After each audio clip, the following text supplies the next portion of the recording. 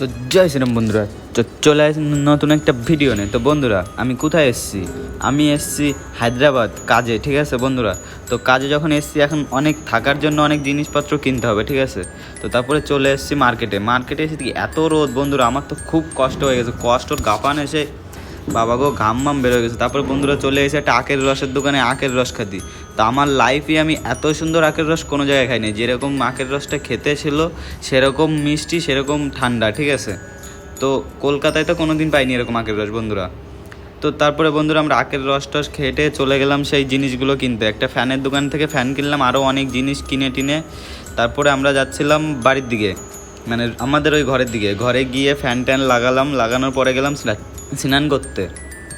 স্নান টান করে এসে গেছিলাম একটু দোকানে, অনেক খিদে পেয়ে গেছিলো, ঠিক আছে বন্ধুরা। তারপরে দোকান থেকে এসে আমরা সবাই মিলে আড্ডা মারছিলাম, আর তোমার আইপিএল দেখছিলাম, ঠিক আছে বন্ধুরা। তো আমরা আইপিএল দেখতে থাকি। ভিডিওটা এখানেই শেষ করলাম। ভিডিওটা ভালো লাগলে সাবস্ক্রাইব করে দেবেন, আর হ্যাঁ, লাইক করতে কিন্তু একদমই ভুলবেন না।